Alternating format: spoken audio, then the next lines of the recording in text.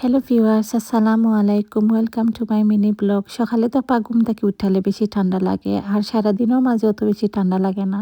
আজকে একটু সকাল ঘুম থেকে উঠে গেছি, কারণ আজকে রান্না লাগবো। আমার যেদিন রান্না থাকে এদিন একটু আমি সকালে ঘুম থেকে উঠে যাই।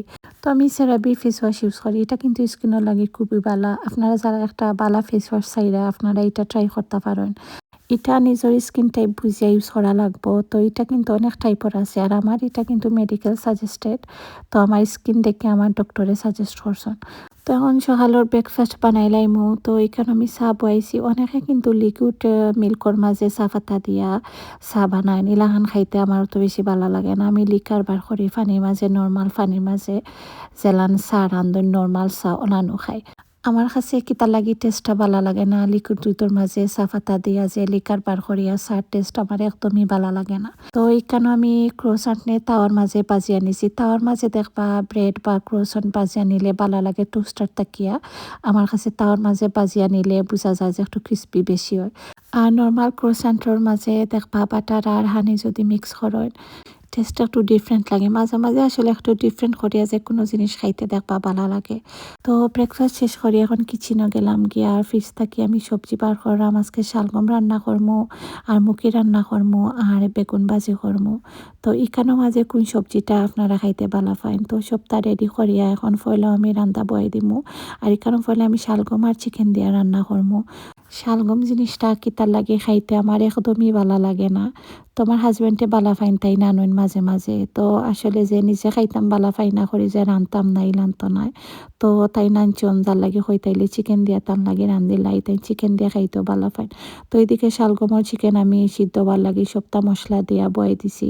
আর অন্যদিকে এখন আমি বেগুন বাজার লাগিয়া বেগুন একটু ফ্রাই করিয়া নিব। কেন বেগুন আমি জাস্ট হলুদ আর লবণ দিয়া মাখাইয়া ফ্রাই করে নিলাম। চিকেন সিদ্ধ হইতে বেশি সময় লাগতো না, এটা নর্মাল চিকেন, হার্ড চিকেন নয়।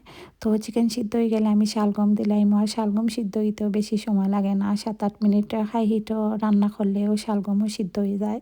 তো চিকেন দিয়ে শালগম সিদ্ধ করলে ভালো লাগে মোটামুটি, আর মাছ দিয়ে তেমন একটাও ভালো লাগে না। চিকেন দিয়ে রান্না করলে শালগমের লগে মিলে চিকেন, চিকেন শালগম।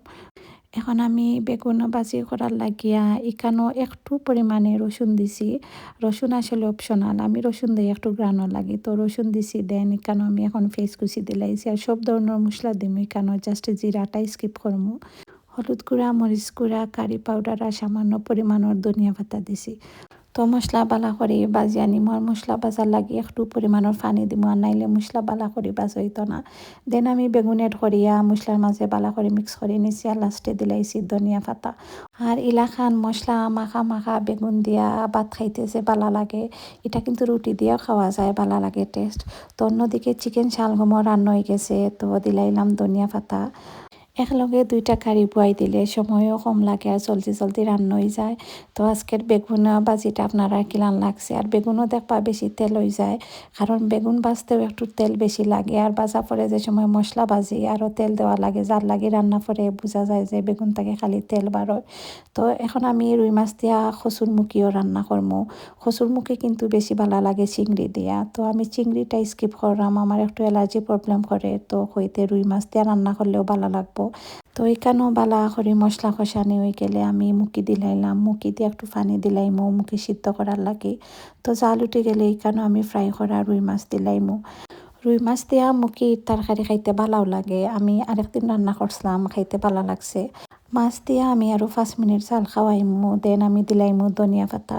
মাছ দিয়া ট্রাই করবা যে কোনো তরকারিত একটু সময় রাখার লাগে, তাইলে মাছের ফ্লেভারটা তরকারির লগে খুব ভালো করে গিয়া মিশে, আর টেস্টও ভালো লাগে।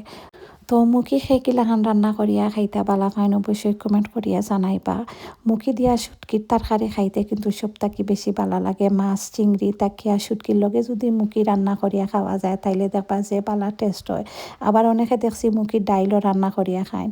তো সপ্তাহ রান্না শেষ হয়ে গেছে, লাঞ্চের লাগি বই গেলাম। আমি প্রথমেও বেগুন ভাজিটা ট্রাই করলাম, মাশাল্লাহ খুবই ভালো হয়েছে। বেগুন দেখবা পেঁয়াজ দিয়েও ভাজি করা যায় নর্মাল, কিন্তু একটু মশলা মশলা করে যদি বেগুন ভাজিয়ে করা যায় তে খাইতে বেশি ভালো লাগে।